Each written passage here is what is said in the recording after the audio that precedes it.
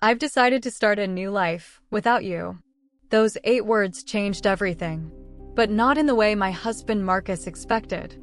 You see, while he thought he was delivering the ultimate surprise, I had been planning my own surprise for months. Hi, I'm Simone Montgomery. And this is the story of how my 28-year marriage ended with the most expensive toast in history. If you think you know how the story goes, the cheating husband, the devastated wife, the messy divorce, think again. Because when you're a finance professional who's spent 3 decades following money trails, you learn that the best revenge isn't getting mad, it's getting mathematically precise. Before we dive in, hit that subscribe button. Trust me, you're going to want to see how this unfolds. And stick around until the end, because the real twist isn't what you think it is. Let me paint you a picture of who I was 6 months ago. Simone Montgomery, 54 years old, senior finance manager at Meridian Corporation.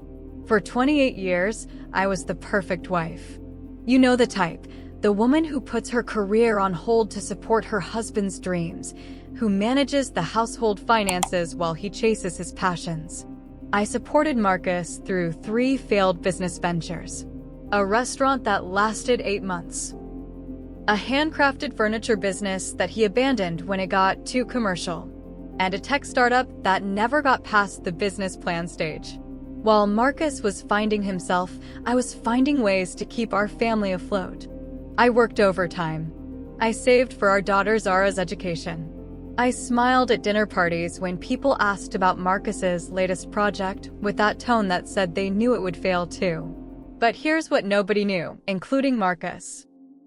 All those years of managing our finances, of watching money come and go, of being the practical one, it taught me something valuable. Money doesn't lie. Numbers tell stories. And once you know how to read those stories, well, let's just say you can see betrayal coming from a mile away. It started 3 months before Zara's graduation.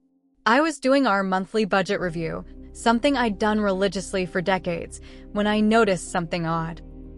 Small transfers from our joint savings account. Amounts like $347, $892, $1,240. Always irregular numbers, never round figures that might catch attention. Now, most people might miss this. But when you've been a finance professional for 30 years, these irregularities jump out like red flags. The amounts were too specific, too frequent, and going to an account I didn't recognize. I could have confronted Marcus immediately. A normal wife probably would have. But something held me back. Maybe it was professional instinct. Maybe it was the growing distance I'd felt between us over the past year. Instead, I did what I do best. I investigated. The account belonged to M&B Investments, LLC. Cute, right? Marcus and who? It didn't take long to find out. The co-signer was Brittany Chin, 37 years old, marketing coordinator at a firm downtown. Pretty, ambitious, and apparently very interested in beachfront property. But the money trail told a story Marcus didn't think anyone was reading. Expensive dinners at restaurants we'd never been to together. Jewelry purchases, and I hadn't received any jewelry in 3 years. Hotel bookings in Savannah. Real estate inquiries for a waterfront condo. And if you're thinking, why didn't you just leave then? Stick with me. Because this is where it gets interesting. Because while I was discovering Marcus's secret life with Brittany, I also discovered something he had completely forgotten about. Something that was about to make his escape plan the most expensive mistake of his life. Let me take you back 28 years. Marcus and I were young, in love, and about to get married. I came from a family with some money. My father owned several small businesses, and I had a trust fund. Marcus, bless his heart, was broke but ambitious. He insisted on a prenuptial agreement. To protect both our futures, he said. At the time, I thought it was sweet. This man who had nothing wanting to make sure I knew he wasn't marrying me for money. That prenup sat in our safe deposit box for 28 years. Marcus probably forgot it existed. But when I pulled it out and read through it with fresh eyes, well, let's just say past me had been smarter than I remembered. Section 18 stated that in the event of infidelity, the unfaithful party would receive only 30% of joint assets. Section 23 required full financial disclosure, meaning any hidden accounts would be considered marital fraud. And Section 12. Oh, Section 12 was beautiful. Section 12 specifically stated that the fidelity clause remained in effect for the duration of the marriage plus any legal proceedings resulting from its dissolution. No expiration date. No statute of limitations. Marcus had insisted on this prenup to protect his future earnings. Instead, he created a legal time bomb that would detonate the moment he signed those first transfers to MNV Investments. But I didn't just have a prenup. I had something better. I had time, I had knowledge, and I had a plan. Because while Marcus was planning his grand exit from our marriage, I was planning something too. And my plan was about to turn his moment of triumph into his biggest nightmare. For the next 2 months, while Marcus thought he was planning his secret escape, I became a financial detective. Every evening, after he went to bed, I'd sit at my computer building a case. I documented every suspicious transaction. I traced the money flow to the joint account with Brittany. I found the hotel receipts, the restaurant charges, even the real estate listings they'd saved together. Marcus had been sloppy with digital security, probably because he never thought his wife of 28 years would check up on him. But the most damning evidence came from Marcus himself. I started leaving his phone unlocked in strategic places. One evening, he left it on the kitchen counter while he showered. That's when I found the text messages. After the graduation, I'll tell her it's over. A public setting is better. She won't make a scene in front of everyone. Brittany's response. And she has no idea about the money? Marcus, none. Simone trusts me completely. That's her weakness. Her weakness. 28 years of trust, and he called it my weakness. I consulted with 3 different attorneys. I gathered evidence of financial fraud. I prepared divorce papers. And then I planned the timing. Marcus wanted to wait until after Zara's graduation to avoid ruining her big day. How considerate of him, right? What he didn't know was that I was planning to serve him divorce papers the morning of graduation, but keep them sealed in court records until the perfect moment. You see, Marcus thought he was orchestrating a surprise, but I was orchestrating a masterpiece. And the envelope I handed him at that restaurant? It wasn't just divorce papers. It was the beginning of his financial education. Zara's graduation was perfect. She graduated summa cum laude with a degree in business administration, inheriting both my analytical mind and her father's charisma. I was so proud, sitting at that elegant restaurant surrounded by family and friends, watching my daughter's moment of triumph. Marcus stood up, champagne glass raised, and for a moment I thought he might actually do the right thing. Make a toast to our daughter. Celebrate her achievements. Instead, he looked directly at me and said, "I've decided to start a new life without you." 50 people went silent. Forks stopped midair. Conversations died. Even the waitstaff froze. This was supposed to be my moment of public humiliation, the devoted wife blindsided and destroyed in front of everyone who mattered to us. Instead, I smiled. I reached into my purse, pulled out a cream-colored envelope, and placed it beside his plate. "Congratulations on your honesty," I said. "This is for you to read later." Then I turned to my daughter, kissed her cheek, and said, "I am so proud of you, sweetheart. This day is still about your accomplishment." I stood up, smoothed my dress, and addressed our stunned guests. "Please enjoy your meal. I wish you all a lovely afternoon." And then I walked out. Head high, dignity intact, leaving Marcus standing there with his champagne glass still raised and his jaw on the floor. Outside, the Georgia heat hit me like a wall, but for the first time in months, I could breathe freely. Behind me, I heard the restaurant door slam and Marcus's voice, no longer confident, but high-pitched and frantic. "Simone, what the hell is this? What have you done?" I kept walking, allowing myself a small smile. Because what I had done was serve him with divorce papers that morning, Papers that cited financial fraud, adultery, and breach of fiduciary duty. Papers that activated a prenuptial agreement he'd forgotten existed. But Marcus had no idea that this was just the beginning. The real surprise was waiting for him at home. I drove home to our colonial house in Augusta's historic district, the house Marcus had already promised to Brittany in text messages he didn't know I'd seen. I parked in the driveway and walked calmly through the front door. Everything looked the same, but everything had changed. I went upstairs to our bedroom and opened the closet. There they were, Marcus's suitcases, packed and hidden in the back, ready for his planned departure the next day. He'd always been meticulous about clothing, but careless about the important things. My phone buzzed with messages from friends, from Zara, even from Marcus's sister Valerie. I responded only to my daughter, "I'm okay. This isn't your burden to carry.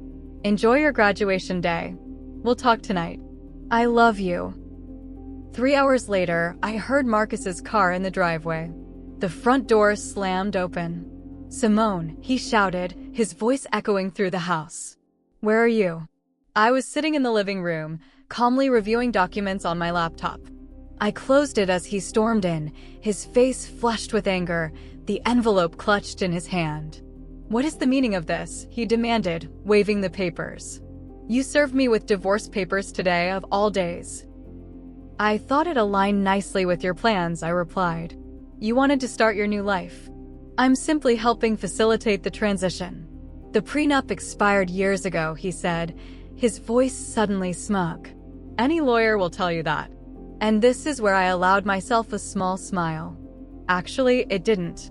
Section 12 specifically states that the fidelity clause remains in effect for the duration of the marriage. Your lawyer should have explained that to you. "Oh wait, you didn't consult one, did you?" The color drained from his face as reality sank in. The prenup he had insisted upon to protect his potential wealth would now cost him everything. "You can't do this to me," he said, collapsing onto the couch. "We built this life together." "And you chose to end it," I replied, though not in the way you planned. But then came the moment I'd been waiting for. Marcus's phone buzzed in his pocket. He glanced at it, then ignored it. Brittany, no doubt, wondering where he was and why he wasn't following their carefully orchestrated plan. That's when I delivered the final blow. "Oh, and Marcus? You might want to check with the leasing office about that apartment you put in both your names. The one where Brittany's been moving her things." "What are you talking about?" Marcus asked, but I could see the fear creeping into his eyes. I picked up my phone, opened the voice recording app, and played his own voice back to him. "After the graduation, I'll tell her it's over. A public setting is better. She won't make a scene in front of everyone." Then Brittany's voice, "And she has no idea about the money?" Marcus again. "None. Simone trusts me completely. That's her weakness." The blood drained from his face as he realized what he was hearing. "You recorded our conversations? That's illegal." "Not in Georgia when one party consents," I replied calmly. "And not when it's in your own home." "I didn't record your private moments with Brittany. I'm not cruel. Just the conversations about your plans to defraud me." But the recording wasn't the best part. The best part was what happened next. "I need to make some calls," Marcus said, standing abruptly. "Of course," I said. "Your attorney might be a good start." "I'll be staying at Valerie's tonight." I nodded. "She's quite upset with you, actually. She was the one who first spotted you and Brittany together last Christmas. She didn't tell me immediately. She confronted you first. You promised her it was nothing, that you would end it. When she realized you hadn't, she came to me." This was another shock he hadn't anticipated. His own sister had chosen my side. But then my phone rang. It was my attorney, Philip Chin. The emergency filing had been approved. The accounts I had identified were frozen pending divorce proceedings.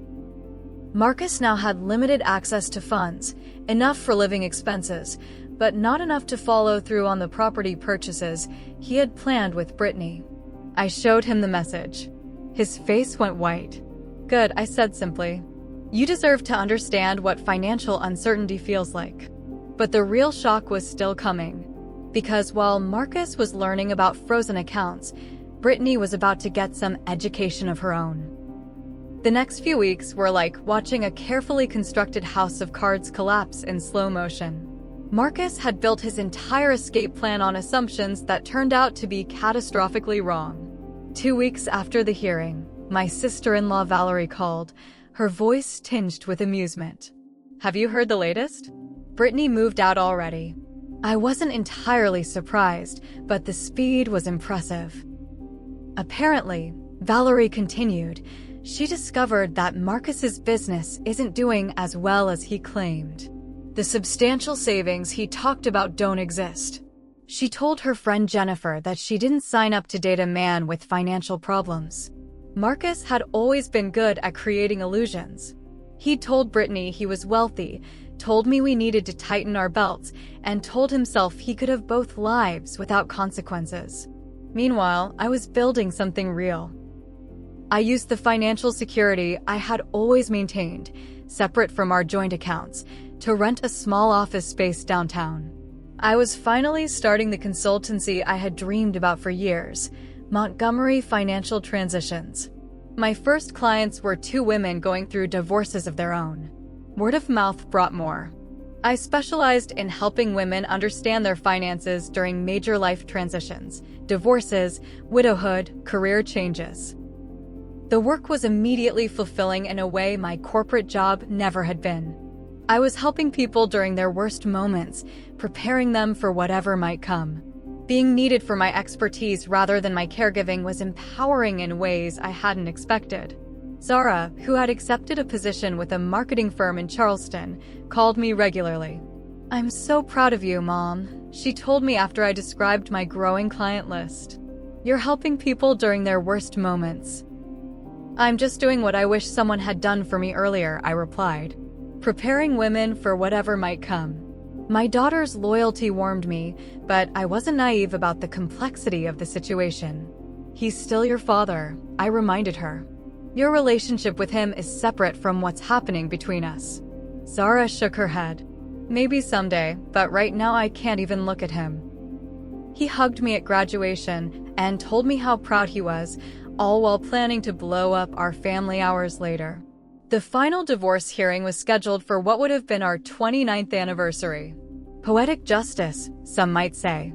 But before that hearing, Marcus would make one last attempt to control the narrative. And this time, he wouldn't be coming alone.